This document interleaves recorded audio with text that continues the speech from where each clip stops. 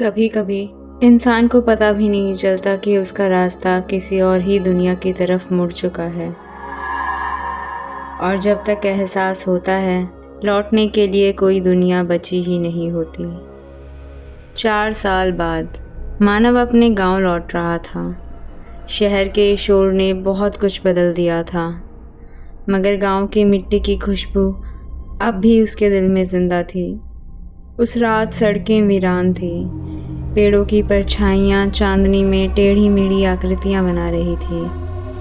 उसी सन्नाटे में मानव ने उसे पहली बार देखा। काली साड़ी, बिखरे बाल और कान के पीछे लाल गुड़हल का फूल। वो धीरे धीरे उसकी ओर बढ़ रही थी, लेकिन उसके पैर ज़मीन को छू तक नहीं रहे थे। मानव के कदम वहीं जम गए। दिल सीने से जैसे बाहर ही निकलने वाला था। वो औरत उसके पास जाकर अचानक रुकी, धीरे से मुस्कुराई और बोली, क्या आप रास्ता भटक गए हैं? उसकी आवाज़ ठंडी हवा में मौत की आहट जैसी थी। मानव ने कांपते हुए सिर झुका दिया और अगले ही पल वो औरत गायब हो गई। ये देख मानव सन्न रह गया और भागते हुए अपने घर पहुंच गया।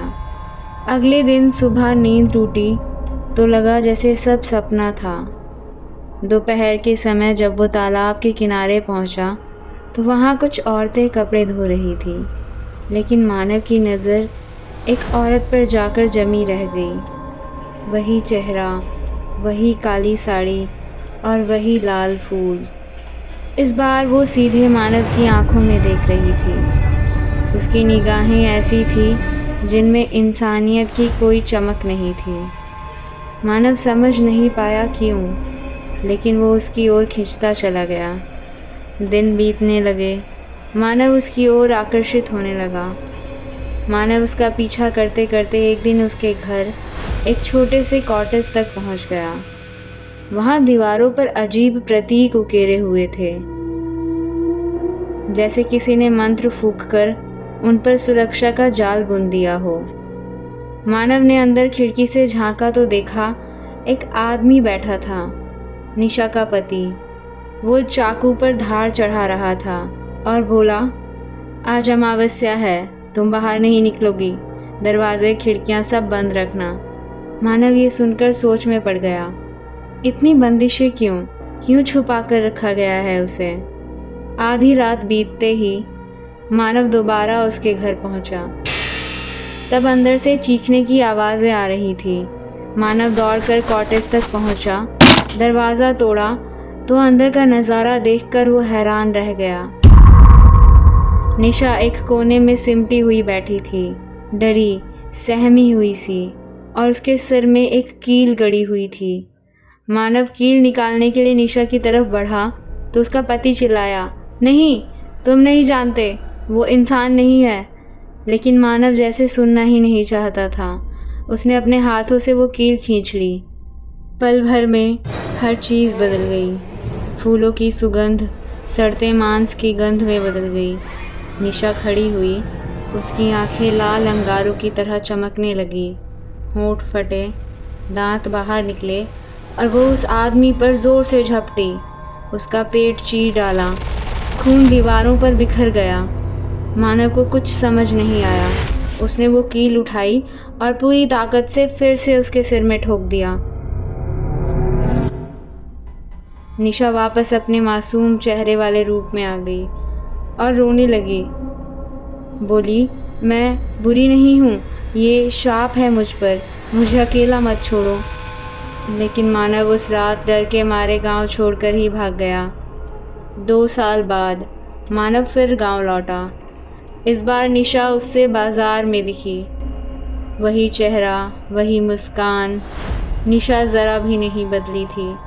इस बार वो किसी और आदमी के साथ थी, खुश और हंसती हुई। उस रात मानव फिर उसके कॉटेज पहुंचा। फिर वही नज़ारा, सिर में कील, पति पास बैठा था, समझा रहा था उसे, तुम मजबूत हो निशा, तुम इसे रोक सकती हो। लेकिन इस बार मानव के चेहरे पर एक अजीब सी मुस्कान और जलन थी, जैसे कि वो निशा को किसी और के साथ देखना ही नहीं चाहता था। उसने अचानक दरवाज़ा खोला और अंदर जाते ही निशा के सिर से कील निकाल दी। और फिर वही हुआ, चीखें, खून, मांस फटने की आवाज़ें। चीखों और खून से लथपथ उस रात के बाद मानव भागते भागते गांव के बाहर आ गया। उसके चेहरे पर अब डर नहीं, सिर्फ एक सनक भरी मुस्कान थी, जैसे वो सच जान चुका हो या शायद पागल हो चुका हो। वो खुद से बड़बड़ाने लगा, निशा सिर्फ मेरी है, लेकिन ये तो बस शुरुआत थी। अचानक हवा में हड़कंप मच गया। पेड़ों की डालियां ऐसे झूमने लगी जैसे किसी ने उन्हें पकड़कर हिला दिया हो। और तभी पीछे से वही ठंडी फुसफुसाहट सुनाई दी। क्या तुम वाकई रास्ता पा चुके हो? मानव ने मुड़कर देखा। अंधेरे में पेड़ों से 3 और औरतें निकल रही थी। सबकी काली साड़ियाँ, सबके खुले बाल, सबके कान के पीछे लाल फूल। मानव की सांसें थम गई। क्या निशा अकेली थी? क्या वो बस एक थी या दरअसल दर्जनों? मानव घुटनों के बल ज़मीन पर गिर पड़ा। उसकी आंखों में वही पागलपन था। कभी कभी एक श्राप इंसान से नहीं, बल्कि पूरी वंश श्रृंखला से जुड़ा हुआ होता है, और तब भागने का कोई रास्ता ही नहीं बचता।